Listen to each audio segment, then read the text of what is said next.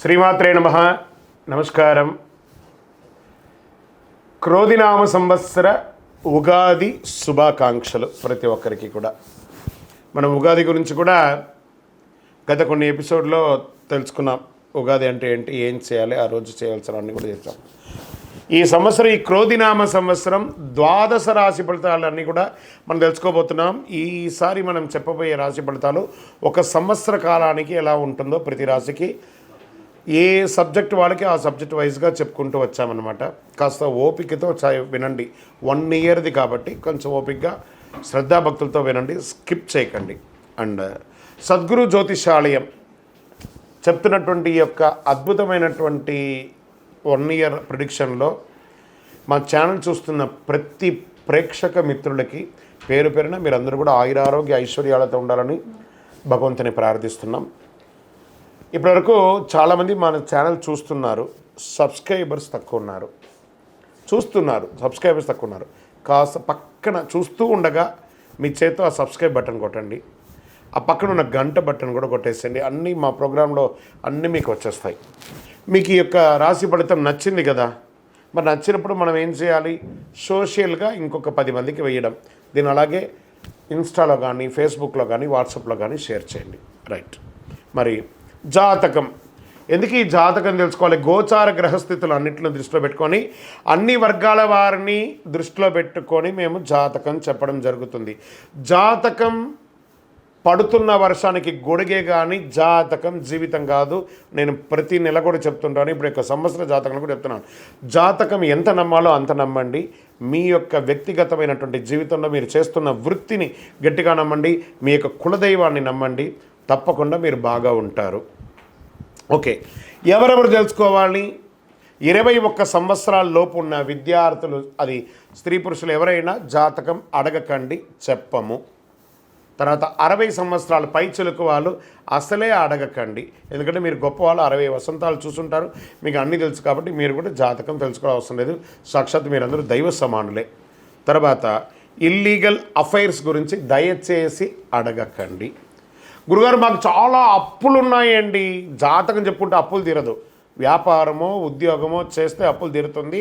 మీరు అప్పులు తీసుకున్న వాడి దగ్గర తిరిగి ఇచ్చే శక్తి ఉంటే అప్పు చేయండి, లేదా అప్పులు తీయకండి. అలా జాతకంలో అప్పులు తీరదు. జాతకం చూసుకుంటే కష్టపడాలి. జాతకం చెప్పించి మన దారిని కల్పించుకుంటూ మనం ముందుకు వెళ్ళాలి. రైట్. ఇప్పుడు మనం ఎవరెవరు ఎలా తెలుసుకుందాం అనేది మాత్రమే మనం పెట్టుకుంటాం. జ్యోతిషాస్త్రరీత్యా ద్వాదశ రాశులు 5వ రాశి అయినటువంటి సింహరాశి మిత్రులారా, మీరు మకా నక్షత్రం 1, 2, 3, 4 పాదములు, పుబ్బా నక్షత్రం 1, 2, 3, 4 పాదములు, ఉత్తరా నక్షత్రం మొదటి పాదానికి జన్మించిన మీరు సింహరాశి వారిగా పరిగణించబడుతున్నారు. ఈ క్రోధినామ సంవత్సరం సింహరాశి ఫలితాలు ఎలా ఉన్నాయి అనంటే, ఆదాయం 2, వ్యయం 14, రాజపూజ్యం 2, అవమానం 2. తక్కువ వ్యయం, ఎక్కువ ఉందని ఆందోళన పడాల్సిన అవసరం లేదు. సింహరాశి వారికి గోచారం పరిశీలించగా ఈ సంవత్సరం ప్రతికూలతలు కాస్త అధికంగానే ఉన్నాయి. అందుకని అనుకూలతలు లేకలేదు. జాగ్రత్త ఉండడం కోసమే చెప్తున్నాము. మే 1వ తారీఖు నుండి ఈ సంవత్సరం అంతా దశమ స్థానంలో గురుడు సువర్ణమూర్తిగా సంచరిస్తున్నాడు. శని 7వ స్థానంలో లోహమూర్తిగా సంహరిస్తున్నాడు. రాహుకేతులు సంవత్సరం అంతా ఈ 8వ ద్వితీయ స్థానంలో తామ్రమూర్తిగా సంచరిస్తున్నారు. ఈ సంవత్సరం ఆర్థిక విషయంలో చాలా జాగ్రత్తగా ఉండాలి. అప్పులు తీసుకునేటప్పుడు, చిట్ ఫండ్స్ తీసుకునేటప్పుడు, బ్యాంక్ లోన్ తీసుకునేటప్పుడు డాక్యుమెంట్స్ చాలా జాగ్రత్తగా చేసి పెట్టండి, లేదా అది మిమ్మల్ని రుణ బాధల్లో ముంచుతుంది. రుణ బాధలు పెరిగే అవకాశం, ధన నష్టం, ఆర్థిక ఇబ్బందులు కలిగే అవకాశాలు బాగున్నాయి. వ్యాపారాలు మందకోడిగా జరిగే అవకాశాలు ఉన్నాయి. నూతన వ్యాపారాలకి ప్రయత్నం చేయకండి, ఉన్నదే చాలు. రుణదాతల ఒత్తిడి, మీకు ఇచ్చిన వాళ్ళు కొంచెం ప్రెషర్స్ ఇస్తారు, మనశ్శాంతి లేకుండా ఉంటుంది. విలువైన వస్తువులు జాగ్రత్త. సంవత్సర ద్వితీయంలో కాస్త అనుకూలంగా ఉంది. భారీ పెట్టుబడి పెట్టే అవకాశాలు ఉన్నాయి. వ్యాపార పరంగా స్వల్ప లాభాలు కనిపిస్తాయి. కొత్త వ్యాపారం చేసేవారికి చాలా అనుకూలంగా ఉంటుంది. సెప్టెంబర్ తర్వాత బ్యాంకు రుణాలు ప్రయత్నించే వారికి కూడా అనుకూలం. రావాల్సిన డబ్బులు కానీ, మొండి బకాయిలు కానీ వచ్చే అవకాశాలు ఉన్నాయి. స్థిరాస్తులు కొనుగోలు చేయడంలో, లోన్ తీసుకోవడంలో ఖర్చులు ఎక్కువ అవుతాయి. డాక్యుమెంట్స్ చూసి సంతకం పెట్టండి. లావాదేవీల విషయాల్లో ఎవరిని నమ్మకండి. పత్రాలు, విలువైన పత్రాలు జాగ్రత్తగా పెట్టుకోండి. బంధుమిత్రులతో, కుటుంబ సభ్యులతో ఆచితూచి మాట్లాడండి. కలహాలు, విభేదాలు ఎక్కువ అయ్యే అవకాశాలు ఉన్నాయి. కోర్టు వివాదాలు వాయిదా పడే అవకాశాలు ఉన్నాయి. తొందరగా కొలికి రావు ఈ సంవత్సరము. ఆస్తి వివాదాలు కానీ, భూ వివాదాలు కానీ పెద్దల సమక్షంలో పరీక్షించుకుంటే మంచిది. వివాహ యత్నాలు తీవ్రంగా ప్రయత్నం చేస్తారు. వివాహం కాని వారికి కార్తీక మాసం తర్వాత మీకు యోగం ఉంది. ఆశించిన సంబంధం కుదరకపోవచ్చు ప్రారంభంలో. వివాహాది శుభ కార్యక్రమాలు కొంచెం ఆలస్యంగా పోస్ట్పోన్ అయ్యే అవకాశం ఉన్నాయి.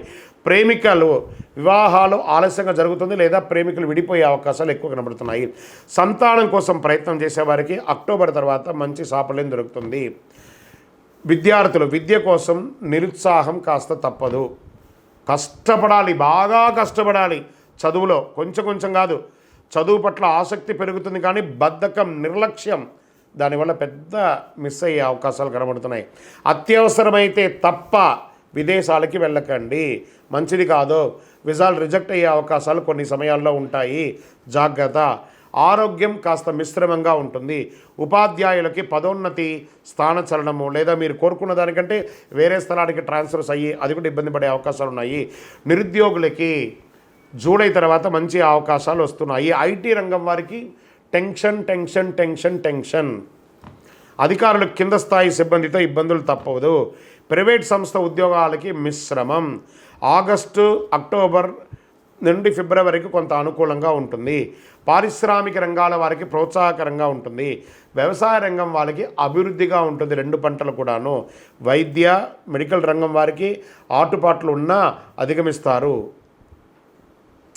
న్యాయ, సాంకేతిక, సినిమా, టీవీ, మీడియా రంగం వారికి అవకాశాలు వస్తాయి. అన్ని రంగాల వారికి మిశ్రమ ఫలితంగా ఉంటుంది. ట్రాన్స్పోర్ట్ రంగం వారికి కాస్త నిరాశాజనకంగా ఉంది. సంఘంలో గౌరవ మర్యాదలు కాస్త మిశ్రమంగా ఉంది. నూతన వాహనాలు కొనుగోలు చేయడం వల్ల ధనం నష్టం కలిగే అవకాశాలు ఉన్నాయి. ప్రజాక్షేత్రంలో వెళ్ళే రాజకీయ నాయకులకి ఇదొక చిరుగడ్డు కాలం, జాగ్రత్త. బంగారంపై పెట్టుబడి పెట్టండి. మెజారిటీ ఈ రాజకీయ నాయకులు మెజారిటీ గేమ్ ఆడే అవకాశాలు ఎక్కువ ఉన్నాయి. అంచనా వేయడం అంత ఈజీ కాదు కాబట్టి జాగ్రత్త. సుబ్రహ్మణ్య స్వామి వారి ఆరాధన చేయండి. దేవాలయానికి వెళ్ళి మీ వయస్సు ఎంత ఉందో అన్ని నువ్వుల నూనెతో దీపం వెలిగించండి. నంబర్ 3 అనే ఒక సంఖ్యను ఎక్కువ వాడండి. పశ్చిమ దిశ ప్రయాణాలు మీకు చాలా అనుకూలంగా ఉంటుంది. చామని ఛాయ్ రంగును ఎక్కువ వాడడానికి ప్రయత్నం చేయండి.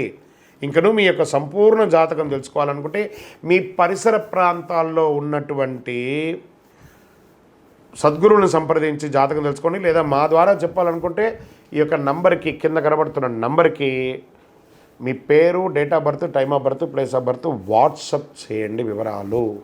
బిజీ వస్తూ